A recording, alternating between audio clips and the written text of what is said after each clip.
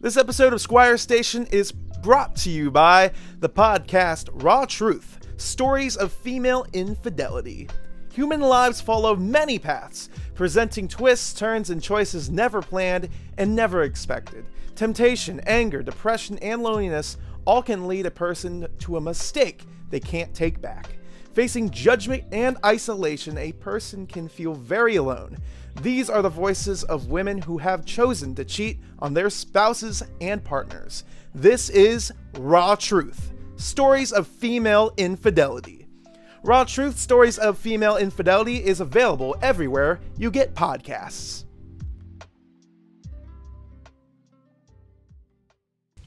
But I remember like the strangest thing, I was just a little kid and I was hanging out with my auntie Tammy, and she was probably about, 14, maybe 13, 14, and she was in her teenage girl bedroom where I would come and hang out with her, and I was probably 3 or 4, but this is like one of my earliest memories was she was her pictures were like against her bed, and like she was kissing this picture of Paul McCartney like this. She was going like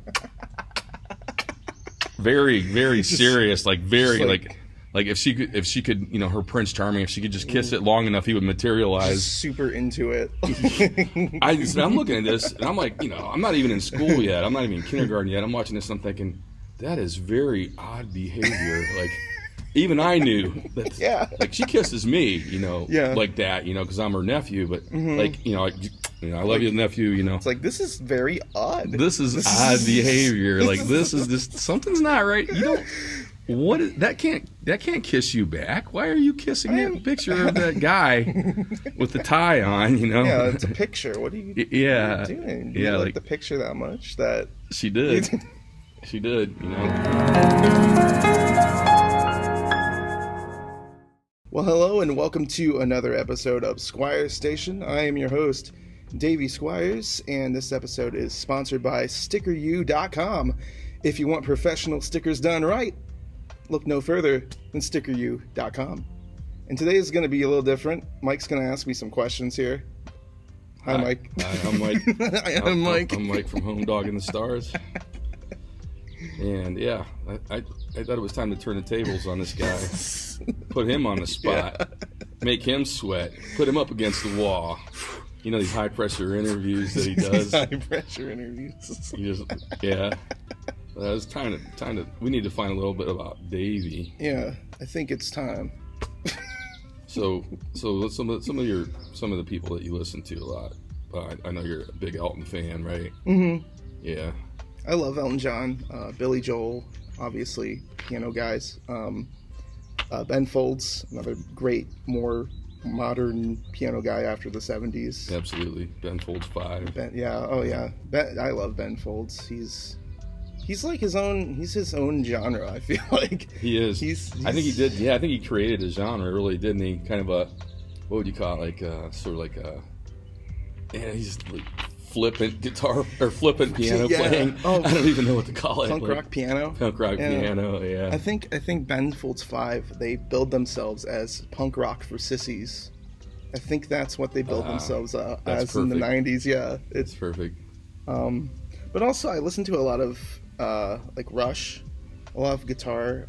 Obviously like Todd Rundgren, I love him. Yeah.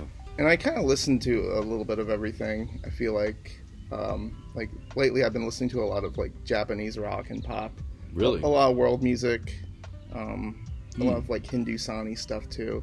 So like kind of, I feel like if you just listen to like even like one kind of place in the world, you don't really get like a full take on what's going on in the world, but you also don't get, I feel like, that much inspiration if you kind of compared to if you kind of just listen to whole, I'm all open ears, Right. I'm open ears all the time. Well, you turned me recently onto that. It's an app, wasn't it? For like, it has like radio. Yeah. What was it again? Like Radio. and explain to our listeners what that app is. So it's like it gives you a map of the world, and you click on a country, and it gives you a shuffle list of different songs coming from that country. So you pick a country, then you pick a decade, and it goes from the 1910s all the way up to present day, and it just gives you a shuffle list of what was going on at that time. And I found that there was a lot of ska, like in the 80s and 90s, coming from everywhere. Like I'll click on like ska was blowing up, wasn't it, at that point? Yeah, I'll click on like Bangladesh, and it'll be ska. Well, then it was like East Pakistan or something. But East Pakistani ska. Yeah. I mean, so much ska. There's a lot. I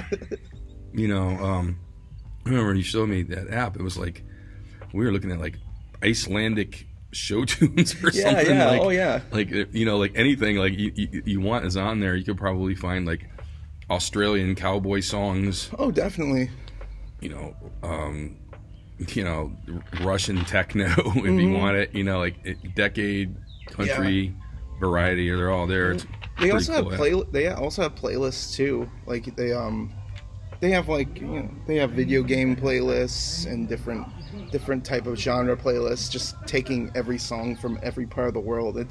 It's nuts. It's like I wonder what their database is like for all these songs and artists. Like it's amazing. It's nuts. It's amazing. It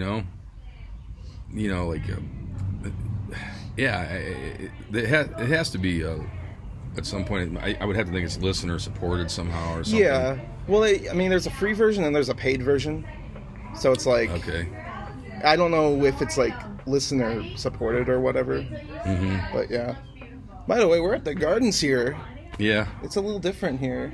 Here we are at Stan Hywet Gardens today. Oh yeah. This is like a special right now.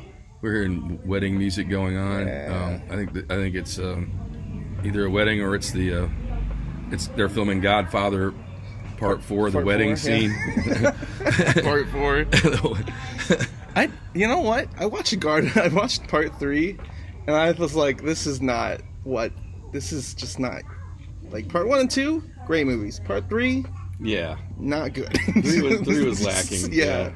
The first 2 were 4-star all the way. Yeah. I'll give Godfather 3 stars. 3. I'll say 2.5 only because of that one scene where it's like it's just comedically like they're just shooting. It's like gangsters mob everywhere. They're shooting from helicopters. I'm like, what is this? Yeah. Coppola took some liberties with that movie. I think a few liberties that it's like a Marvel movie. He wouldn't have taken in the 70s. Yeah, no doubt about it. What's the first instrument that you ever picked up that made you want to be a musician? Well, I picked up drums first. Concert band in middle school. Okay.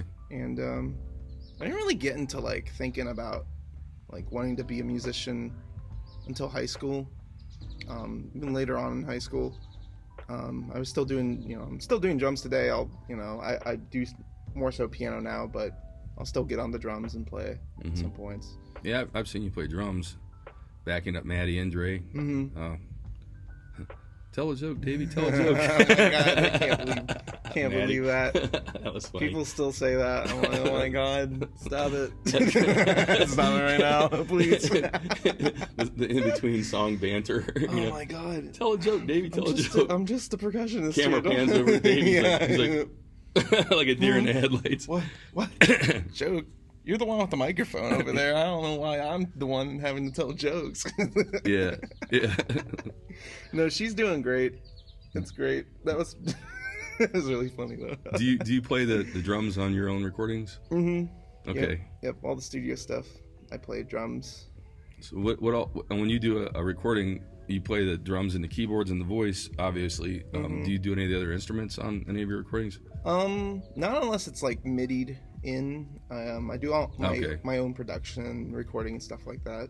Yeah. And mixing and mastering. On the last few albums, it's been half me doing mixing and mastering, and then half my friend Alex Tortorella doing some mixing and mastering. Yeah. That's kind of like a partnership thing. What would happen is he'd be like, "Is this good?" And he's sending me it, and I'm like, "Yeah, you can change it." And then send it back, and then we kind of go back and forth with it. Yeah. He's done a good job for you. He did your last one, right? Mm-hmm. Okay. He did Revised Horizons and Fiction. Okay. And those turned out great. Did he do COVID Christmas? He did not. I actually did that single-handedly. That was fun. So let's talk about that little ditty right there for a second. COVID Christmas. It's like COVID Christmas. Yeah, it's definitely a classic. It was like that song was an instant classic. First time I heard it. Well, I'm humbled now. I Instant classic. Yeah, it just about made beer come out of my nose the first time I heard it. It's so all right, cheesy. let's listen to Davey's song. Davey's got me What one. could go wrong? On Beer out the Spotify. nose. What could go wrong? Beer out the nose. It's great. That's my sinus flush. I guess I won't be getting the COVID now, right? Oh yeah. That's all you need is beer out the nose. Beer out the nose. It's got alcohol in it, you know. It's a COVID. Yeah, it cleans your nose. Yeah, it's a lot nicer, probably better on the sinus passage than chicken soup. Exactly. Yeah. Oh, you know. It's a cold flush of your nose. Yeah, it's like the neti pot. Oh my gosh. Yeah, that was a great. That was an interesting thing for me to do because, you know, I can be really cheesy at times. No. Believe it or not. You're my favorite cheesy nightclub singer. And that's what I love about this guy, Davey, here, is that he is carrying on the tradition of the cheesy nightclub singer. I'm like Richard Cheese's You're Richard son. Cheese, but you do originals, you know. I mean, not that all of your stuff is that way, but you definitely touch on the cheesy nightclub vibe, and I absolutely love that. Mm-hmm. When I was a kid, my father used to work at Northfield Racetrack, and you know, so like the way he would babysit us is he would take me and my sister up to Northfield while my mom was working her 9-to-5 job. Yeah. And we go in there in the early afternoon, and we'd hang out at Northfield for probably, you know, 8 hours.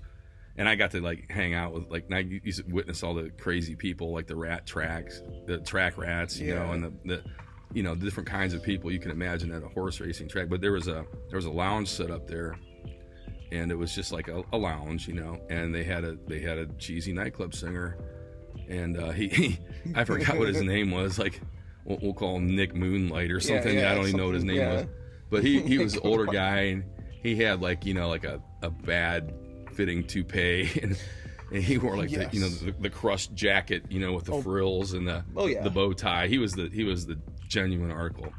And I just used to look at this guy and think he was amazing. I'd go and catch his act sometimes, you know, he'd be like, you know, like if anybody's ever seen Bill Murray's parody of a nightclub singer, this was this guy, but he was serious, has a heart attack about what he was doing, you know what I mean? All of me. Yeah. Why not take all of me? Hey, how you doing over there? In the middle of the song, you know, he's got his bow tie like untied, you know, hanging. Waitresses.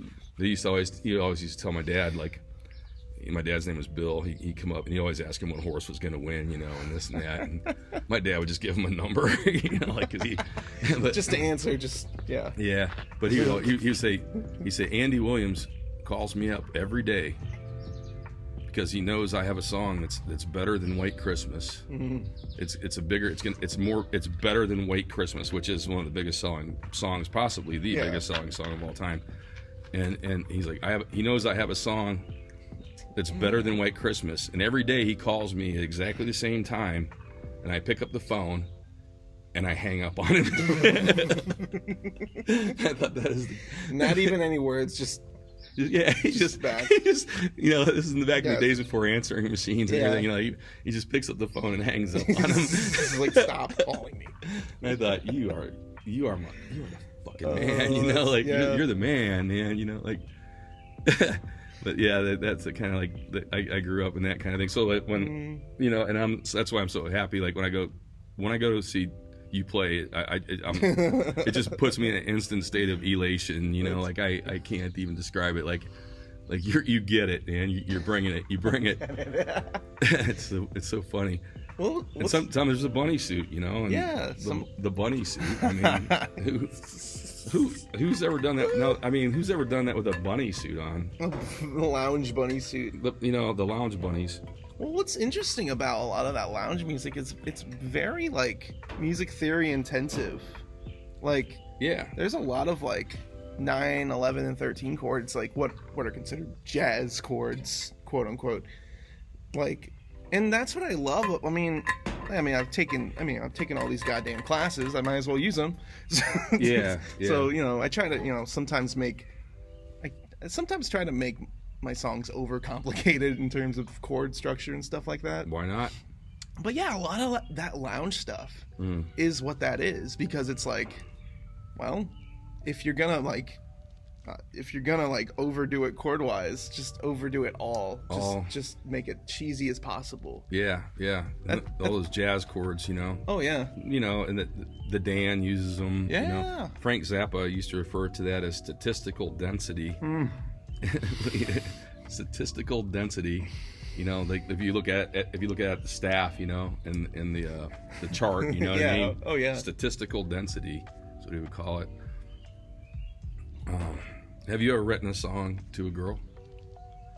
Not like I haven't I haven't done the thing where I write a song about somebody and I'm like, hey, listen to this. This is about you. Because you gotta be suave, right? I've never done. Well, I'm horrible at being suave. But also, I've heard that from so many musicians. I'm like, that it usually goes wrong, and it's usually I've heard from a lot of different musicians they've done that. And they write these 4-chord songs.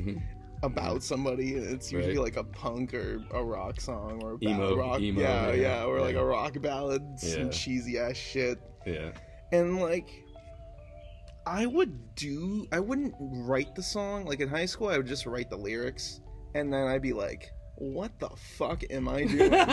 Why the fuck am I doing this? This is the worst set. It's like a shitty ass poem, like a fucking Baroque poem about some chick, and I'm just like, and only you get it, right? Yeah, only I get it. She wouldn't even get it. It's so fucking specific. I'm like, why am I using so many goddamn metaphors? First of all, I can't even read this without dying right now. So it's it turns into just a big cliche. Oh yeah. Well, that's... Do you feel better when it's all over, though? And you throw it in the circular file, Well, the funny thing is, I'll write the whole goddamn thing. In high school, I'd write the whole goddamn thing, and I would read it all. I wouldn't stop halfway through. I would have to finish the goddamn poem, and I'd be like, this is a piece of shit. I would do this in study hall. I would get up, crumple it up, and just throw it in the trash can. I'm like, why the hell am I doing... And it's I think after the freshman year of college, I just stopped writing songs about specific people, because I'm just not into that. I don't want to do it. Well, I don't know why I did it before, but I definitely don't want to do it now. Yeah. But yeah, I would, and that's kind of one of the singles I released, The Star. The one Sean likes. Right. That's the only time I'll play it, when she fucking requests it. She always requests it, yeah. That song kind of started out, I wrote that back in 2015, right when I got out of high school. And that song kind of was one of those songs. But it was so, obscure and so indiscriminate towards anybody that, I was like, I read the lyrics, 4 years later, and I was like, I'll release this, even though I wrote the song years ago. Yeah. It's it's not about anybody specifically. There's no mention of anybody in it. It's kind of just a song about a star. So I'm like, you know what? I might as well release it. But that song started its life as one of those shitty songs I would write in high school. Yeah. about some girl that... About a girl. That I forget the name of now. Frank Zappa had a song called "Broken Hearts Are for Assholes." I feel it, Frank. Yeah, Frank's one of my heroes. I love Frank. Frank is great. Yeah. I need to dig in more of his library. I just never have done. I mean, there's so much to listen to, but the first Frank Zappa album that I ever heard was one called "Zoodalers," and a friend of mine's mom, back when I was in junior high school, she was looking for Christmas stocking stuffers back in the days when they had 8-track tapes. Mm-hmm. And she was, so we're all this is, in the late 70s, and we're all she thinks she's going through this, she's combing through this, and I'll always, Mrs. Ferentz, I'll always be thankful to you because you inadvertently brought Frank Zappa into my life, but she was combing through this bin of cut out 8-tracks, and they all had holes drilled in them, and they sold them for $1. and she picks up this Frank Zappa Zoodalers, and have you ever seen this album cover? It's crazy, but like you have to look at the front and the back of the album. But this was just the 8-track, and she goes, "Oh, this looks like the kind of music that my sons Dave and Bob are into because he had long hair, and everything. Like it looks like their kind of music." Yeah. So, she bought this, and this 8-track tape got passed between me and all my friends, and it was just like the legendary Zoodalers 8-track tape, and it got played so much that the tape actually broke. So Bob, the older son, he very expertly fixed it with some Scotch tape and taped the tape back. Wow. So like, and the way 8-track tapes work is like you have basically 4 tracks that you hear, and it just decides, you decide if you want 1, 2, 3, or 4, but it's the same tape, same part of the tape. So every time that Scotch tape would come along on the songs, there'd be like about a 1 second blank silence, It's yeah. But that album just like totally turned me on to Frank, and I was just hooked after that. Like. That's amazing. Yeah. Frank is all over the place. Oh man, he did orchestral stuff. He did just rock. He has just albums of just him playing leads, improvised lead guitars, and everything like that. Do you have any plans to record Catalina, which is one of my favorites? Oh yeah. That'll actually be on the next album. That's one of my favorite songs of yours. All the new stuff I'm playing right now live is gonna be on the next album. I actually just begun the recording process of the next album. Okay. And working title? Right now it's going to be called California 99. Okay. And I think I told you this when I was drunk at M&M's another night. But probably, maybe. But the wedding finish.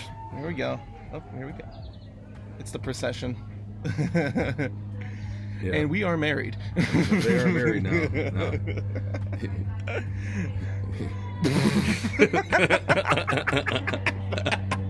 I think you were gonna say something. I decided best not to say it.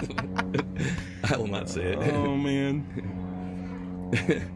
Congratulations. Yes, congratulations. Hey, Congratulations. A lot of people are getting married this year, I feel like, because of COVID and shit. Yeah, their marriages were held off last year because they weren't allowed to have a marriage. There's no marriage. You can get married, but there can't be anybody there. You can't have there's no ceremony allowed. You're allowed to have 5 people there. That's like a poker game at that point. It's like poker game marriage.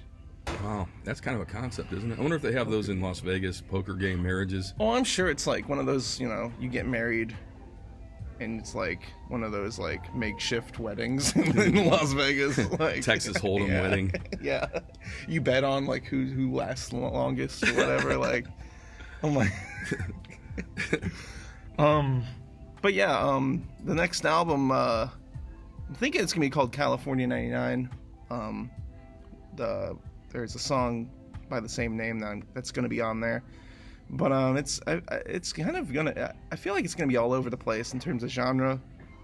I mean, that's nothing new for me. You have a wide range you have a wide range of influences for sure. But it's definitely gonna be more piano driven.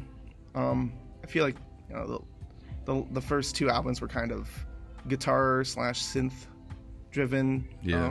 There was some piano on there, but not like. So are you going for a more natural sounding piano? Yeah, definitely kind of more of a like a 70s-esque singer-songwriter-ish love it type thing. But there's still going to be some, twists in there, obviously, that's going to be, there's always, I feel like there's always going to be something in my songs that people are like, oh, well, that's something. Yeah. There's this. It's like making a dish, a stew, for instance. Yeah. You can add this and that and this to it, but like the Daviness, the Davey factor is like the secret ingredient. Like, oh man, this is the best stew. I love this. What did you put in this? Well, I can't quite tell you. Yeah. Maybe there's brown sugar in it. Maybe there's some hot sauce. Maybe there's some pot in there. You know? yeah. Some hemp socks. Socks. Maybe I don't know. Well, I mean, it's kind of like garnishing your drink with bacon. Like it's an option.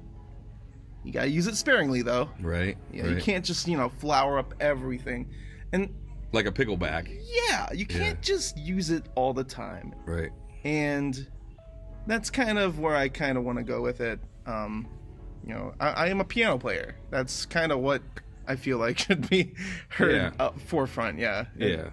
But I mean, not to say that the first two albums were like bad sounding by any means. I loved working on them, but I just, in terms of guitars, I'm probably gonna take a long hiatus from having guitars in my music. Okay. I feel like because, live I don't play with a guitarist, and people bring that up to me all the time, and at festivals and stuff, you'll have bands with guitars of all sorts and whatever. Sure. And then we'll play, and then I'll have people tell me, that's really interesting. You guys don't have a lead guitar or a rhythm guitar in your band.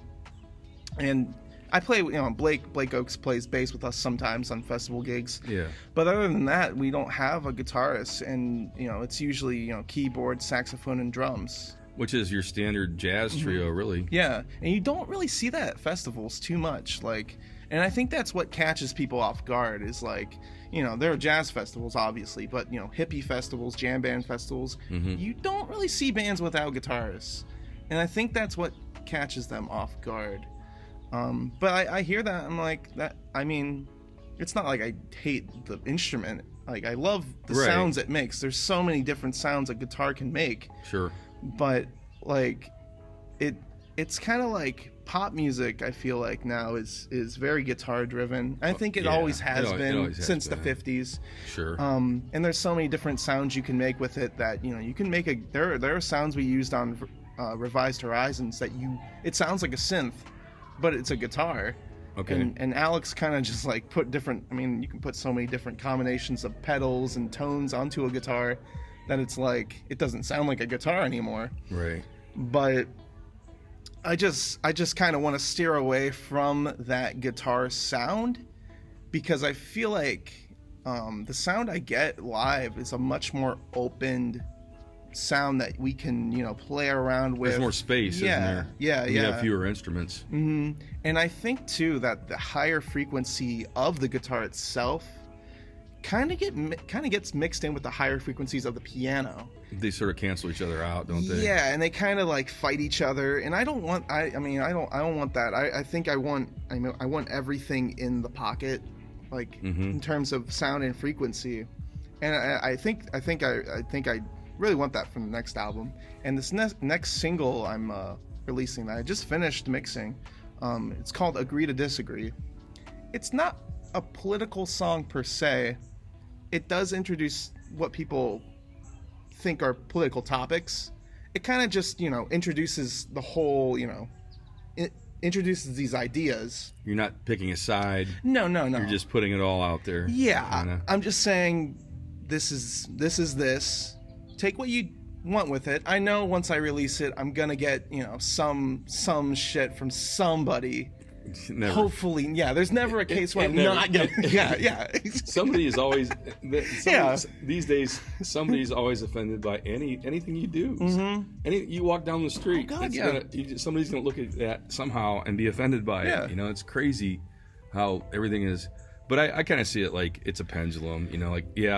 This is the time of people being offended easily. Yeah. But it always swings back and forth. And it's human nature throughout time. Nature. Yeah. But, yeah. That's kind of what this next song is gonna be. But I'm just introducing these ideas and what I see as a 24-year-old, what's going on in the world right now. That's kind of my point of view.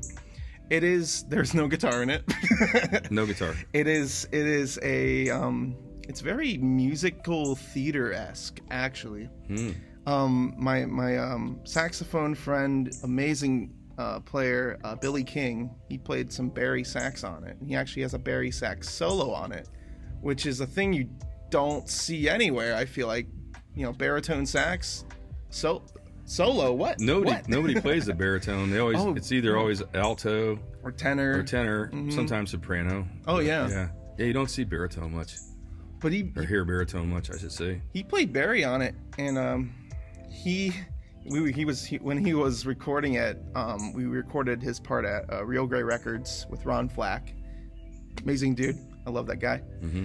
And he was like, these are like Rage Against the Machine lyrics to like a musical theater, like classical, that's like an jazz. Interesting concept. And I didn't really take notice of that until I'm like, these are kind of like Rage Against the Machine lyrics, because Rage Against the Machine, as political as people think they were, they kind of just laid it all out. Yeah. They didn't.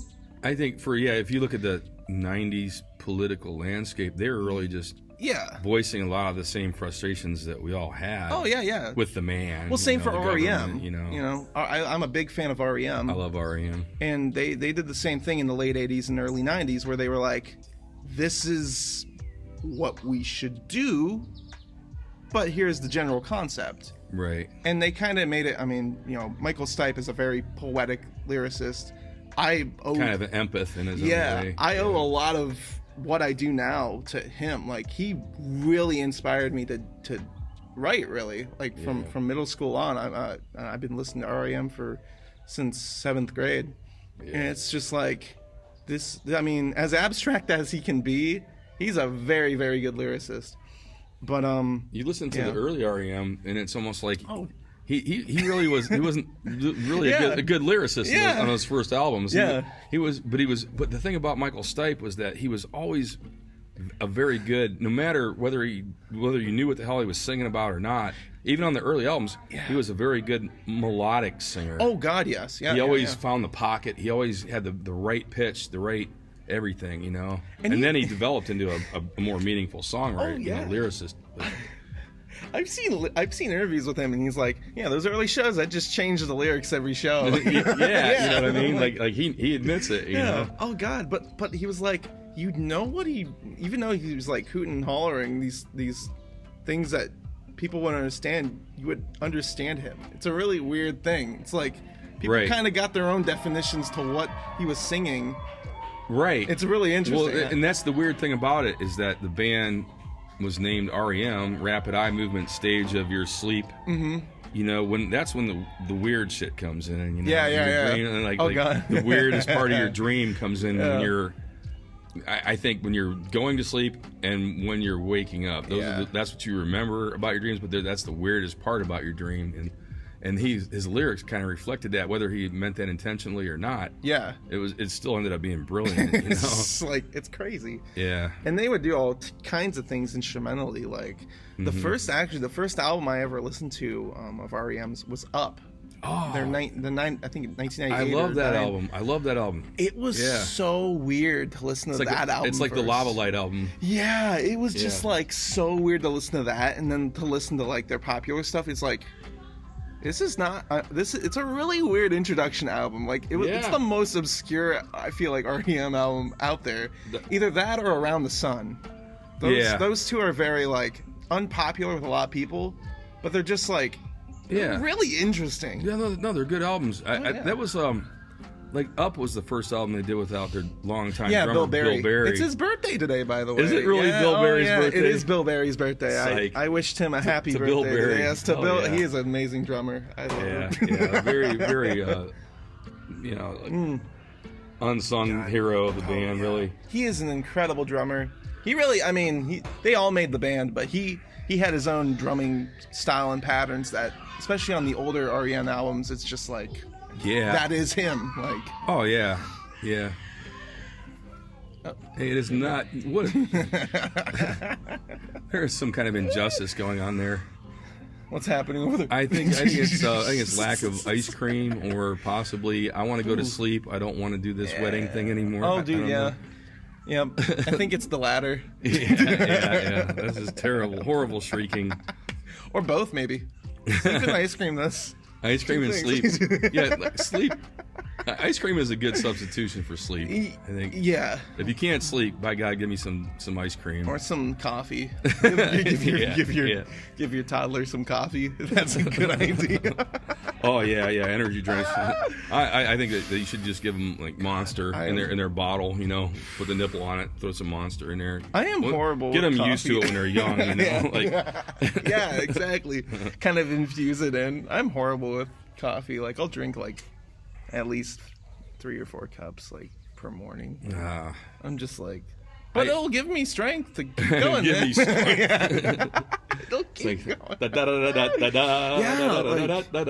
I'm like, I don't want to do this today, and I'll drink some coffee, and I'll be like, all right, I can do this. Yeah, I can do this. I can do this shit. It all makes sense now. Of course, I won't go to sleep till 4 in the morning. Oh yeah, of course. But I'll wake up with coffee again. Yes. And I can keep that going for a while. I won't have too much rapid eye movement, but you know, or maybe I would. I don't know. Yeah. Either way, How's that work? Yeah. How does that work? So who's your favorite Muppet? Fozzie or Kermit? Your favorite Muppet? Oh, I love Fozzie. Fozzie. I can't go. What is it about Fozzie? What is it about Fozzie? I just. Well, it's either Fozzie or the Swedish Chef. Oh, I forget what name. The Swedish Chef. I forget what his name was because I'm Swedish. Okay. So I'm barely Alright. Swedish. Like I'm a few generations removed. So. Well, I need to go back. What is it about Fozzie? 'Cause I kind of feel like Fozzie is sort of the Shemp of the Muppets in a way.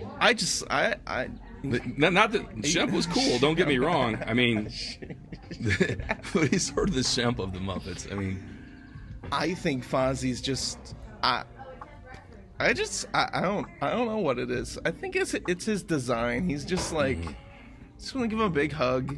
Yeah. I do have a little Fozzie stuffed bear. Do you? That I brought back from Disney of all places. Surprisingly, does Disney own the Muppets? I guess they do now. Because I think that was a few. That was or a maybe while the ago. Muppets have taken Disney. Maybe that'll be the next movie. The Muppets take Disney. They just take over Florida. Yeah. The entire state. Wouldn't that be Muppets. awesome? Like the Muppets just ride in like a bunch of G's, a bunch of gangsters, you know. Oh yeah. Just smoking cigars, you know. I'm sure you could smoking probably. blunts, you I'm know. sure you could probably search that. Yeah. That would be the next. That'd be the next Muppets movie I want to see. Is the Muppets take Disney? The Muppets take Disney. They just bust into a boardroom meeting, you know. Get out of here. Okay, there's gonna be a new sheriff in town now. Waka waka. And he's green. I'm gonna be your worst nightmare. Waka waka. Who's your favorite superhero? I do love Iron Man. I think Robert Downey Jr. does a really good job with those movies. Yeah. He's a great actor, and he deserves all the pay. I think I can say that about a few actors. He's one of them. I think he deserves the millions of dollars. He's a great actor. He really is good. Have you ever seen Chaplin before? Chaplin. He does Charlie Chaplin. It's one of my favorite movies. He just portrays Charlie Chaplin, and he captures it perfectly. He does all the the stunt gags, you know, and the slapstick kind of stuff that Chaplin was famous for. And it's really like, and there's drama, and there's all this. It's a really good movie. You should check it out sometime. He did it earlier in his career. Now, I will say my favorite, I guess he's anti-hero. I love anti-heroes. Anti-heroes are the best. Dr. Horrible. Dr. Horrible. Yeah. Tell us about Dr. Horrible. Oh, well, he's played by Neil Patrick Harris. Perfect already. I forget when that musical. What's the Oh, oop. Here you go. Keep it going. Keep it going, man. I was gonna see if any of those Slam it. bridesmaids are single. By the way, in case anybody's watching, we're drinking coffee right now. We're drinking coffee. Mike brought his thermos for the coffee. Yeah, we're just drinking staying coffee. Nothing going on here. Nothing to see. Move on. Just. I forget when that musical came out. Well, it's a movie. It's called Dr. Horrible's Sing-Along Blog, I think. Perfect. but Neil Patrick Harris is amazing in Neil Patrick Harris is funny as hell. And it was before he got real big with like How I Met Your Mother and Doogie Howser, right? Yeah. Like his big thing at that point. It was before all he got big, and he was like, all right, let me do this like low budget internet musical movie, whatever. So it's a really funny musical. Like I don't think it's on Broadway or anything, though it'd be really funny if it was. Maybe it's off Broadway. Probably. I mean, could be. Maybe in a perfect. It should be on Broadway. In a perfect world. Oh, he would. Yeah. How old is Neil Patrick Harris? He's got to be close to 50 by now, I would imagine. I mean, hell, Doogie Howser, that was what, 80s, early 90s. I don't even know, man. That was 90s, I think, right? Was it 90s? Okay. I was born in the 90s. He's got to be like 50-ish by now. I guess so. I think so. Yeah. He has to be in his 50s. So who's okay? Superheroes are one thing. Who's your favorite villain? My favorite villain, I think, is Doctor Doom, man. Okay. Because he's so eloquent. And his the way he just disses humanity, you know, like he's just like, you know, Victor Von Doom is probably my. Doom. Who's your favorite villain? Because you can't have heroes without villains, right? I kind of want to say Captain Hammer from Dr. Horrible. Okay, all right, okay. I just love that movie. I don't know why. Yeah, I mean, I'm trying to think of all the villains.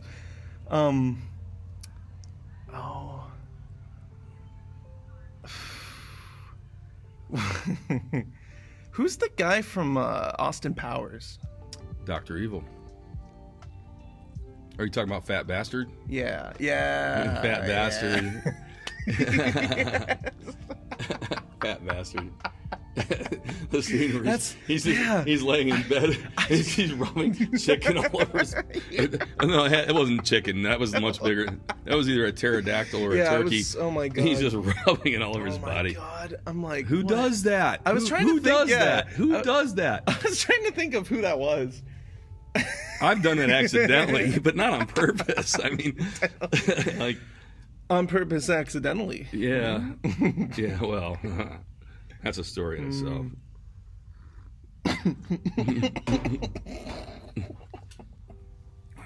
I'm sexy. He's like, I like to tell that. Can you tell that story for us, Mike? No, maybe it was just like maybe it involved a buffet and maybe I passed out at the buffet and woke up with it. I hear different stories about what happened. Passed out at the buffet. I passed out. What buffet? It was a Chinese buffet. Okay. And they're like they came to me with a check and they gave me like, you know, they're like, you know, after it was all over, they were just like, man, you're you know, like very polite as the Chinese are. They're you know, like, I'm sorry, sir, but you're done. Here's your check. And I was just laying there in a pool of like General Tso's chicken. I'd probably rubbed it all. Oh no, it's all bullshit. Sir, you need to leave. Yeah, I think you've had too much, but I'm not. You gotta leave. Yeah, they had like. I think you've had too much. Yeah, so like every Chinese buffet I went into after that, there was like a wanted poster of me when you walked in. You know, like. This guy. It's like the big, like, old-timey wanted. Yeah. It's just your picture. They had it in American and Cantonese, you know, like English and Cantonese. It's just a picture of you in a pool of, like, teriyaki sauce. Yeah. They took the picture of me when I was passed out, you know. Like, I had no, like... Have you seen this guy? Yeah, have you seen this guy? Like, don't let him into your establishment. Don't let him in here. Please, just don't let him in. Yeah. Oh my gosh. You make customers leave. Get the hell out of here. You bad for business. Yeah. Get out of here. Is there a bad cheese? Is there a bad cheese? Is there a bad cheese, like a cheese that, you know, like I don't like American cheese. American cheese. It's not even cheese. It's like processed Yeah, it's not cheese. It's not even fair to call it cheese. It's just what it's not even. I guess there are cheese that's smelly, but I'm a big believer in open-minded cheese tasting. Mm-hmm. Like, there's a lot of cheeses out there that people will smell and be like, oh, it smells bad. It probably tastes bad, but it usually tastes good if it smells bad because the senses work in that different way. Yeah, and it's fermented, so it's supposed to smell bad, right? Yeah. I mean, cheese is. Have you ever been to Grandpa's Cheese Barn? Yeah. That is like a trap house for cheese, man. Is that only in Ohio? I think there's one in Ashland and one in Norton. I don't know if there's any other ones, but that is the trap house for cheese. Like you go in there, you go in there, and it already smells amazing when you go in there. Mm-hmm. But they have like little pieces of cheese of every variety that they sell in there. Oh yeah, on toothpicks, and you can try it. And it's just like like. Are you kidding me? Or what are you guys trying to do to me, man? Like. I wonder how they've been doing because of the pandemic. I think they're back. They're back full swing. Actually, I'm about to go there probably tomorrow. Because we're gonna head to Blossom and catch the Beethoven night tomorrow. And nice. You can go. The nice thing a lot of people don't know is you can go to Blossom Music Center for the orchestra shows in the summer. And since Blossom Music Center is owned by the Cleveland Orchestra, they can dictate the rules of what happens at their shows. So yeah, and it's a great thing. You can bring your own cooler in there with your own beer, your own wine, your own food. You can camp out. I think it's amazing. We went to one of those, and it's cheap, man. It's cheap. A few years ago, and it was like a picnic. We brought our own thing. Yeah. We brought our own spread. So we take wine and we do the cheese, the meat, sometimes take a sub, cut it up or whatever. It's nice, man. Didn't they do the Beatles thing? They're doing that. They're doing that this year. I think they're doing that next weekend. But tomorrow night is Beethoven. We went there for Mozart about 2 weekends ago. That was solid. I wanted to see the Cleveland Baroque orchestra. So. They have one? Yeah, they do. I wanted to see them. I think they were doing stuff through like live streaming and stuff last spring.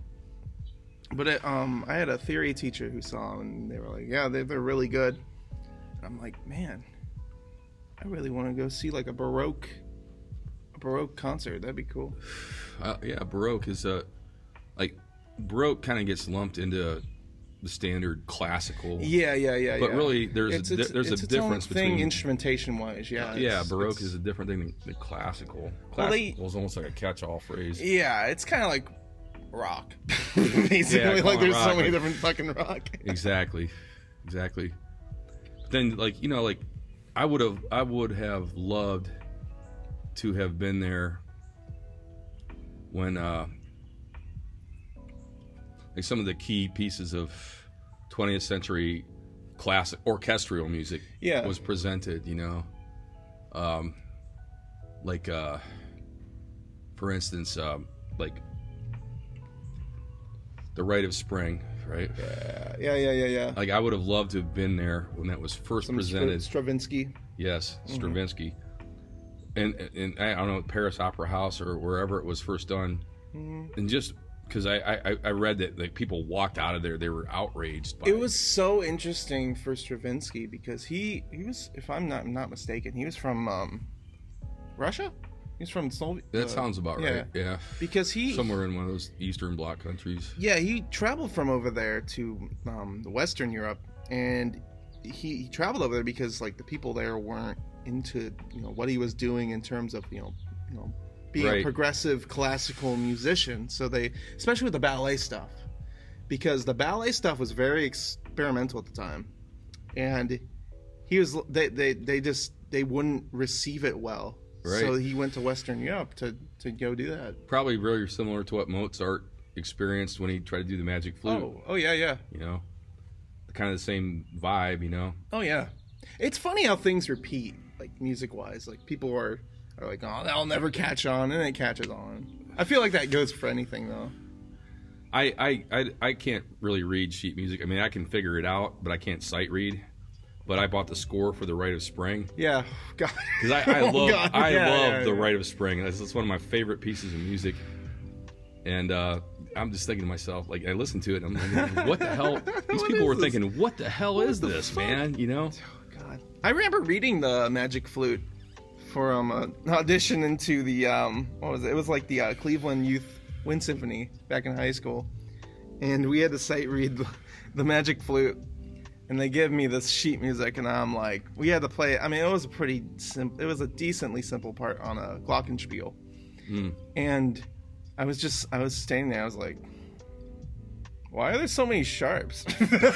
There's so many goddamn sharps. I was like, why won't you just put it in a key of like C? Like, yeah, they put it in the key of C with all these goddamn sharps. I'm like, why isn't this in the key of C sharp or G sharp or something like relative to where it all makes sense? Yeah. I'm like, what is this? It's like, well, they really want to test you. I'm like, well, that's a test. I made it. I made the symphony. Cool. I did. Cool. I did it. I guess the wedding's over. Yeah. I guess our interview's over. Is there anything else you want to talk about? Is there any more questions you want to ask?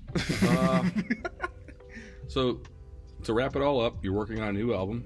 Mm-hmm. Working title is California 99. California 99, and it's gonna be a little bit different. A little bit different. Definitely more Elton John-esque, 70s singer-songwriter-esque, but obviously with a little twists and turns thrown in there. The Daviness. Yeah. Daviness. For fun. There's gonna be a little bit of Bunny in there. Yeah, a little bit. Yeah. A little Bunny. All right. Well, we've been sitting here, and I have had the privilege to interview Davey Squires, because nobody's ever interviewed Davey. So yeah, not in depth anyway. This is very in depth. It's been fun. Yeah, this is great. Thank you for interviewing me, Mike. This was definitely different. It's about time somebody got to hear your side of the story. I mean, come on. I have a lot to tell here. Yeah. Well, yeah. This has been the Squires Station. Thank you for StickerU.com for sponsoring the episode. And, like I said before, a great price. The link is down in the description below. I also have merch, dsquires.com/shop. And you can find me on Instagram at Davey_Squires and on Facebook, Davey Squires Music, for all the up-to-date whatevers and what's going ons and who's jababadoos and all that stuff. I think that's it for the episode. I think that's it. That's it. I think that's it, Mike. Does anybody have any questions? Does anybody have any questions out there? I hear crickets. I literally hear crickets.